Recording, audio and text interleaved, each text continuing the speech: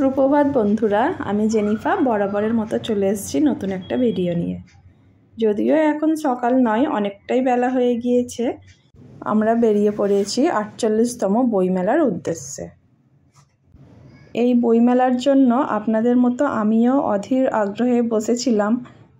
অবশেষে চলে এসেছে সেই দিনটি। ৪৮তম আন্তর্জাতিক বইমেলাটি ২৮শে জানুয়ারি থেকে ৯ ফেব্রুয়ারি পর্যন্ত থাকবে। প্রতিদিন বেলা ১২টা থেকে রাত ৮টা পর্যন্ত খোলা থাকবে। আমরাও বেরিয়ে পড়েছি মেলার উদ্দেশ্যে। তবে আজকে একবার গিয়েছি, একদিনে বেশি বই কেনা হয়নি, আরও একদিন আমাদের যেতে হবে। আমি ভয়েসটা পরে দিই, সেই কারণে আপনাদের আগে থেকেই বলে দিতে পারছি। এবার বলি করুণাময়ী বইমেলা আপনারা কিভাবে যাবেন। সাঁতরাগাছি থেকে শিয়ালদা বাসে উঠবেন, শিয়ালদা থেকে মেট্রো করে আপনারা বইমেলায় পৌঁছে যেতে পারেন। এছাড়াও নিউ টাউনগামী বাসে উঠে আপনারা করুণাময়ী মোড়ে নেবে, ওইখান থেকে অটো করে আবার বইমেলায় চলে যেতে পারেন, অথবা আমাদের মতো সাঁতরাগাছি থেকে যে কোনো ক্যাব বুক করেও যেতে পারেন। মেলার মধ্যে আমরা চলে এসেছি। এসেই প্রথমে বাচ্চাদের কাউন্টার, প্রথমেই মেয়ের জন্য বই নেব বলে ভিতরে এসেছি। মেয়েও তার নিজের পছন্দ মতন বইগুলো খুঁজে নিচ্ছে। এই যে দেখুন, খুলে খুলে সব দেখছে। ও সিন্ড্রেলার একটা বই নিয়েছে, আরও অনেক কিছু বই নিয়েছে, সেটা আপনাদের একটু পরে শেয়ার করছি। তার আগে পুরো মেলাটা ভালো করে আপনাদের সাথে শেয়ার করি, তারপরে আমি কি বই কিনলাম সেগুলোও শেয়ার করব। আজকে অনেকগুলোই বই কিনেছি, তাও কিন্তু আমাদের হয়নি, টাইম একদম শর্ট হয়ে যাচ্ছিল। কারণ করুণাময়ী থেকে সাঁতরাগাছি অনেকটাই লং পথ, তো আমাদের বাড়িও ফিরতে হবে। তাই আমরা 7টার মধ্যেই বেরিয়ে পড়েছিলাম মেলা থেকে। তাতেই কিন্তু আমাদের 9:30 বেজে গিয়েছিল বাড়ি ফিরতে ফিরতে। কলেজ স্ট্রিট থেকে তো আমরা সারা বছরই বই কিনি বা পাই, কিন্তু বইমেলা থেকে বই কেনা একটা আলাদাই আমেজ থাকে, তাই না? এখানে হাজার হাজার লোক, লক্ষ লক্ষ বই, যেটা আমরা নিজে হাতে দেখে পড়ে মন মতো করে নিজের পছন্দ মতন একটা বই কিনতে পারি, তাই না? এখানে কাউকে বলতে হয় না, মুখে এই বই দেখান ওই বই দেখান, যেটা কলেজ স্ট্রিটে আমাদের বলতে হয়।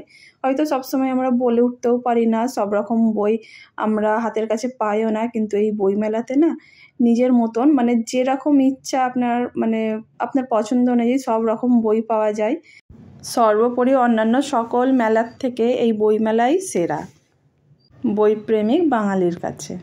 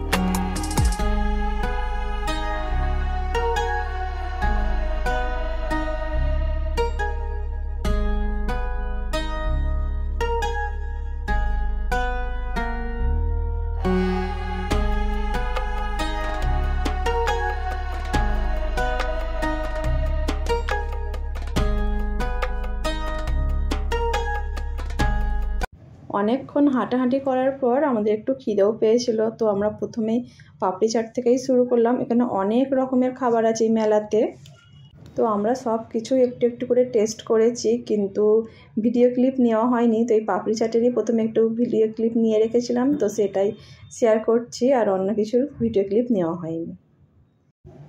পশ্চিমবঙ্গ সরকারের নিজের একটি কাউন্টার ছিল, এছাড়া আরও অনেক বইয়ের স্টল ছিল, যেমন পত্রভারতী, আজকাল, দেশ পাবলিশার্স, কিশোর ভারতী, আরও অন্যান্য অনেক কাউন্টার ছিল। সবটা তো মনে রাখা সম্ভব না, তাই না?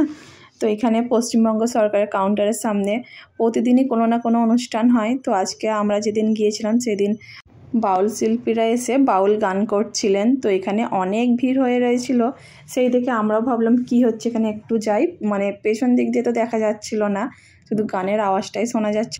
তো আমরাও এখানে এসে একটু দেখছিলাম, তো খুব ভালো লাগছিল বাউল গানগুলো। তো কপিরাইটের সমস্যার জন্যে অরিজিনাল গানটা দিতে পারলাম না, কিন্তু শুনতে খুব ভালো লাগছিল। আমরা অনেকটা সময় ধরে দাঁড়িয়ে দাঁড়িয়ে দেখছিলাম অনুষ্ঠানটা। অরিজিনাল গানটা আপনাদের সাথে শেয়ার করলে খুব ভালো লাগতো, কিন্তু কিছু করার নেই।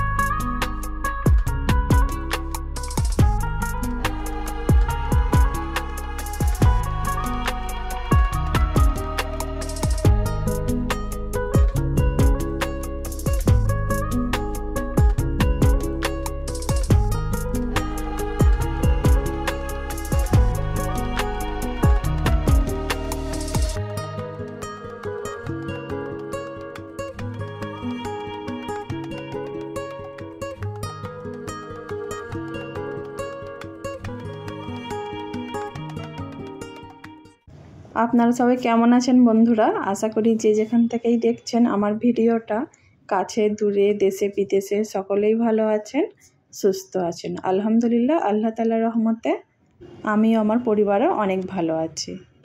এখানে দেখুন চিত্রশিল্পীদের স্টল দেওয়া হয়নি বলে তারা আন্দোলন করছিল। এই যে দেখুন, আমি একটু ভিডিও ক্লিপ নিয়ে রাখলাম আপনাদের সাথে শেয়ার করব বলে। আমার পুরো ভিডিওটা কন্টিনিউ করার অনুরোধ রইল আমার সকল বন্ধুদের, প্লিজ। আর আমার পুরো ভিডিওটার মধ্যে যদি কোনো ভুলকুটি হয়ে থাকে তাহলে অবশ্যই ক্ষমার দৃষ্টিতে দেখবেন বন্ধুরা।